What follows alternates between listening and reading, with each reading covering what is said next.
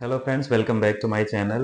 मेरा नाम सोहन है और आज का वीडियो उन लोगों के लिए बहुत खास होने वाला है जो लोग यूएस जाने का प्लान कर रहे हैं, यूएस में ग्रीन कार्ड लेना चाहते हैं।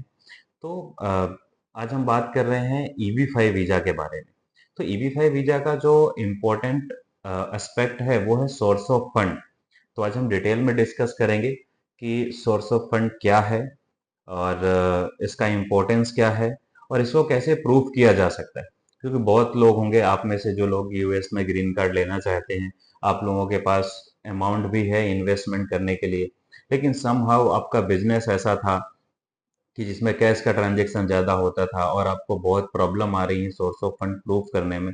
तो आज शायद मेरा वीडियो आपको ये हेल्प कर सकता है समझने में कि सोर्स ऑफ फंड क्या है। तो एक्चुअली सोर्स ऑफ फंड का मतलब क्या होता है कि आप जो भी पैसा यूएस में इन्वेस्टमेंट करना चाहते हैं, जैसे यूएस में ईबी फाइव वीजा करने के लिए आपको मिनिमम $8 लाख का इन्वेस्टमेंट करना होता है वहाँ की रूरल कैटेगरी में। तो जो भी पैसा आप इन्वेस्टमेंट करना चाहते हो, तो यूएससीआईएस को ये जानना है कि वो पैसा बहुत ही लीगल सोर्सेज के थ्रू आपने कमाया है और ये किसी भी तरह के टेररिज्म या मनी लॉन्ड्रिंग इन्वॉल्व नहीं है इसमें। तो इसलिए वो सोर्स ऑफ फंडिंग की ज़रूरत पड़ती है।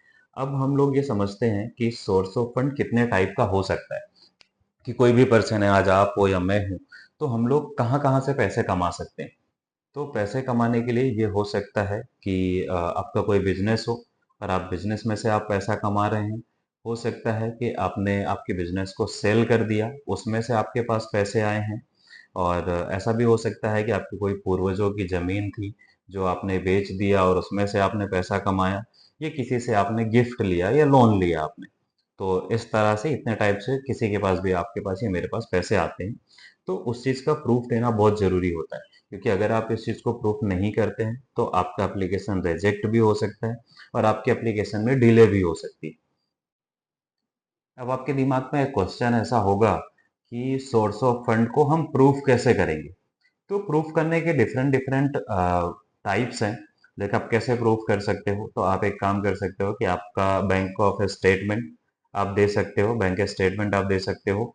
उसके बाद में अगर आपने कोई प्रॉपर्टी सेल किया है तो सेल्स डीड भी आप दे सकते हो।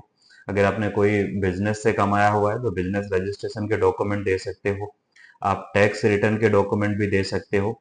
और अगर आपने कोई गिफ्ट लिया है तो गिफ्ट सर्टिफिकेट भी दे सकते हो। अगर आपने कोई लोन लिया है तो लोन के भी पेपर आप दे सकते हो कि मैंने ये इतनी अमाउंट का लोन लिया और वो पैसा मैं यहाँ पर इन्वेस्ट कर रहा हूँ। तो ये कुछ 5-6 टाइप्स हैं जिसके थ्रू आप ये प्रूफ कर सकते हो कि आपने जो भी पैसा कमाया है ये कहाँ से कमाया है आपने। अब इसमें जनरली क्या समस्याएं आती हैं सोर्स ऑफ फंड को प्रूफ करने में और उससे कैसे आप बच सकते हो। तो इसमें जनरली क्या होता है कि बहुत सारे लोग हैं जिनका मोस्ट ऑफ ट्रांजैक्शन कैश में होता है।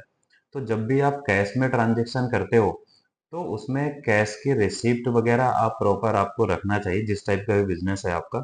तो कैश रिसिप्ट आप रखो। और मोस्टली क्या होता है कि कई बार पुरानी चीजें होती हैं कि प्रॉपर डॉक्यूमेंट नहीं होते हमारे पास उस चीज के। जैसे कोई प्रॉपर्टी है, अब बहुत पहले हमने खरीदी थी, तो उसके डॉक्यूमेंट नहीं होते हैं। तो आप जो भी, अगर आप ईवी फाई का प्लान कर रहे हो, अभी कर रहे हो या बाद में कर रहे हो, तो आप ये मेक श्योर करो कि जो भी आप पैसा वहां पर इन्वेस्ट करने वाले हो उसके सारे डॉक्यूमेंट्स आपको रखने पड़ेंगे और प्रूफ करना पड़ेगा आपको। इवन सिंगल रुपीज भी आपने इन्वेस्ट किया है तो उसका प्रूफ आपको देना पड़ेगा। तो फंड के सोर्स को प्रमाणित करने के लिए आपको क्या करना पड़ेगा कि आपको जल्दी से जल्दी प्रोसेस स्टार्ट कर देनी पड़ेगी, क्योंकि ये कई बार बहुत ज़्यादा टाइम भी ले लेती है कि आप प्लान कर रहे हैं कि चलो मुझे 1-2 साल में वहाँ पर चले जाना है।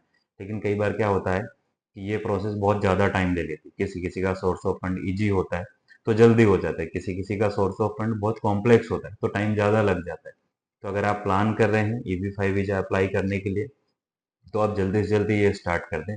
दूसरा आप क्या कर सकते हो कि आप किसी इमिग्रेशन लॉयर की भी हेल्प ले सकते हो या कोई भी इमिग्रेशन कंसल्टेंट है आप जिसको जानते हैं, तो आप उसकी भी हेल्प ले सकते हो। तो वो आपके सोर्स ऑफ फंड को क्लियर करने में इजी कर देंगे और हेल्प कर देंगे कि जल्दी आपका क्लियर हो जाए।